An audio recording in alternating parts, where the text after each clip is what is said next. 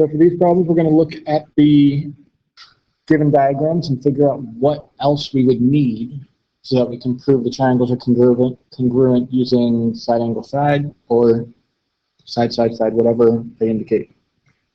So if it's marked, we already know it.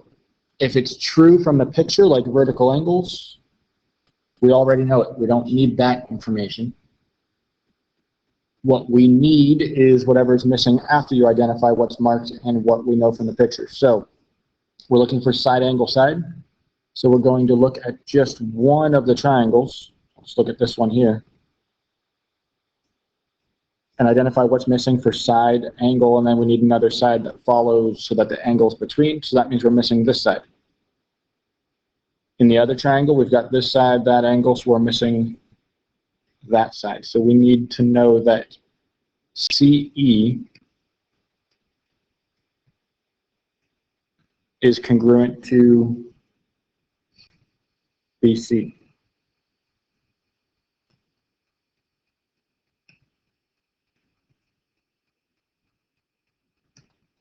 Which could be used again, so I'm not going to cross them out.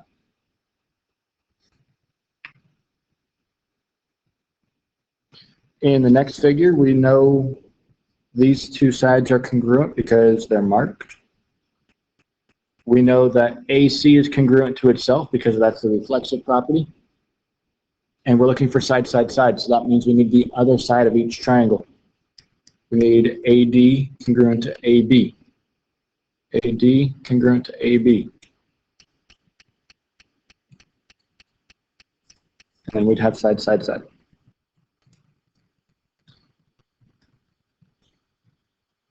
So in this figure for number 3, we know that these sides are parallel, which means we get alternate interior angles and all that sort of stuff. So if we identify our alternate interior angles by doing the Z, we get this angle and that angle right there. We know that those are congruent because they're alternate interior. From the markings, we know that. We also have AC is congruent to itself for the reflexive property. And we're looking for angle side. So we've got a side, we've got this angle, we need another angle. We cannot pick this angle because then we would have angle side angle. That would be the wrong thing. So we need the other angle, which is angle B, or angle maybe ABC.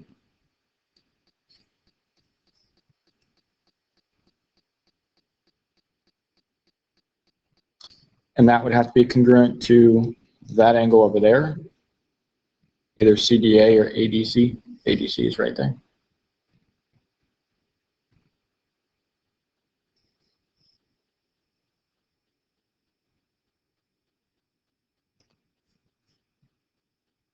Number 4, these two sides are marked. We know the reflexive property for that side in the middle.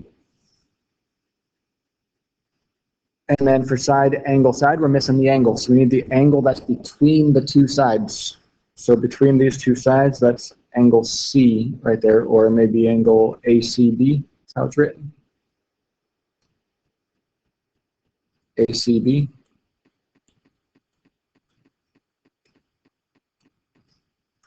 And then that has to be congruent to the corresponding angle over here, ACD.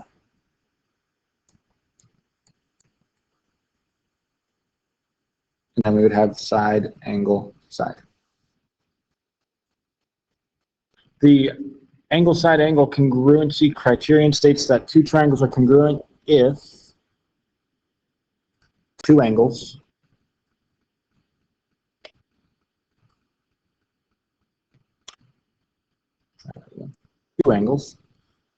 and the has to be the side that's in between, the included side,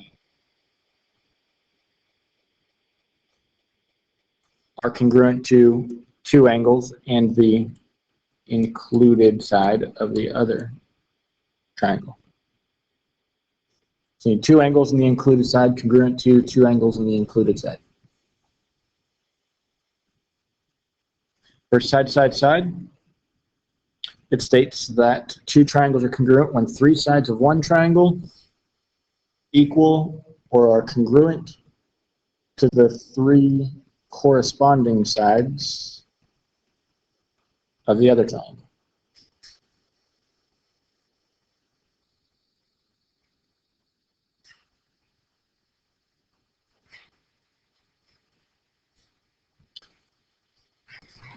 In this diagram, we're told the two triangles are congruent, which means all of their parts are congruent. So the corresponding angles will be congruent.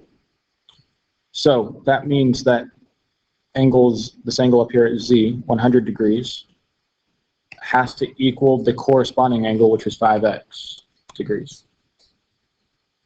So we get an equation, we solve that for x equals 20.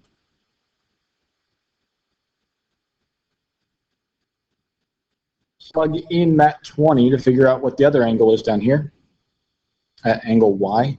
So plug in 20, you get 40 minus 8. That's 32. So if this angle here is 32 degrees, this angle is 100 degrees. The third angle of that triangle has to make it total 180. So we could figure it out by doing 180.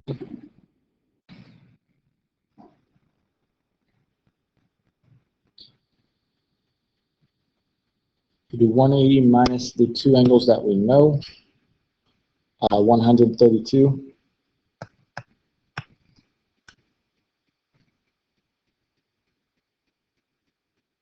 So you subtract, you get this final angle here is 48 degrees.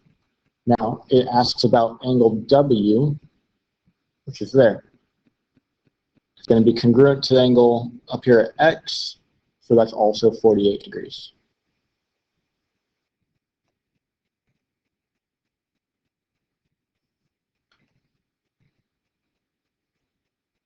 AB is parallel to EB.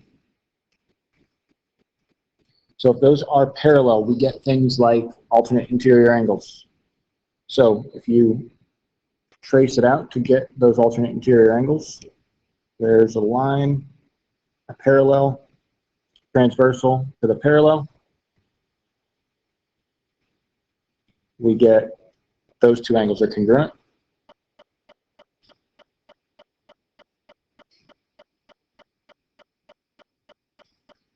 We're also told that BA is congruent to DE.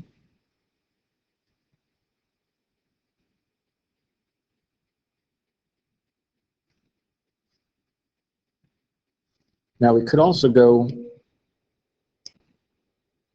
parallel line, transversal, parallel line, and get a different set of angles. There's actually two right answers here, because we can get these two angles are congruent. And if we did that, then we get angle side angle. We have two angles and the side in between.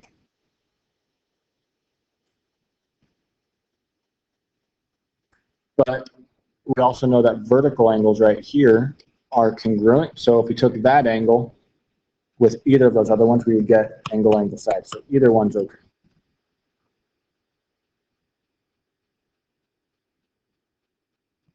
Pick angle side angle or angle side because all of those angles are known.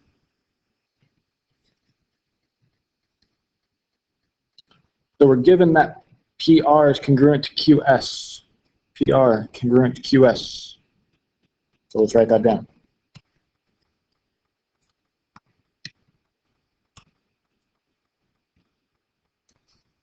We also know that PR is parallel to QS.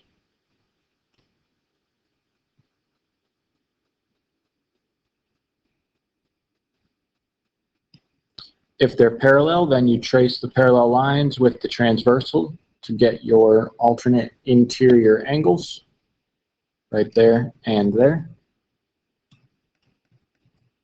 So the angles that are congruent are angle RPS, congruent to angle QSP. That's because they are alternate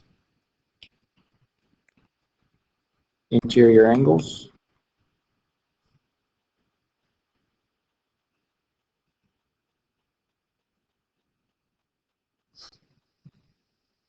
And from the diagram, we also know that PS is congruent to itself. because of the reflexive property.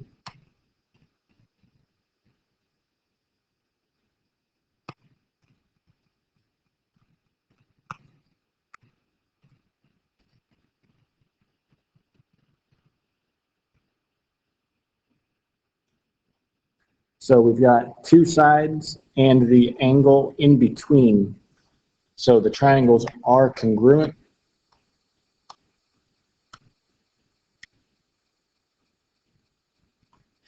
Two sides, the angles in between, so that's two sides, side, angle, side.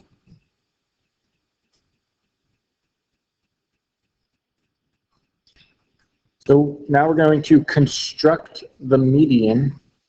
So you're going to use your compass. It says the median WU. So that means we're going to use W and we're going to go down this way to the midpoint. So to get that midpoint, we're going to construct the midpoint, specifically the perpendicular bisector. So we stretch our compass more than halfway, make a semicircle, and make the same semicircle from the other side.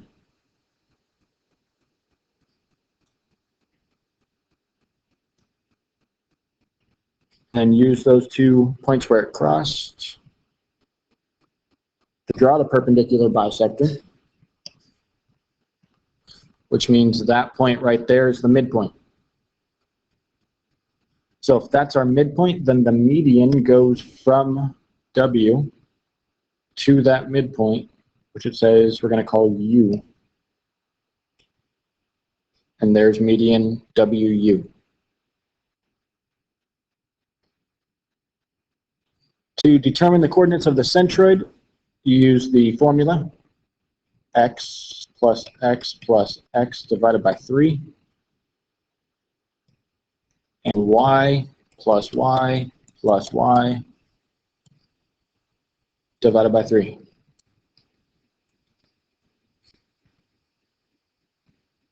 So we add up all of our x's. 1 plus 5 plus 3. That's 6, 7, 8, 9 over 3. Then we add up all the y coordinates. So that's 1 plus 2, that's 3, plus 9 is 12 divided by 3.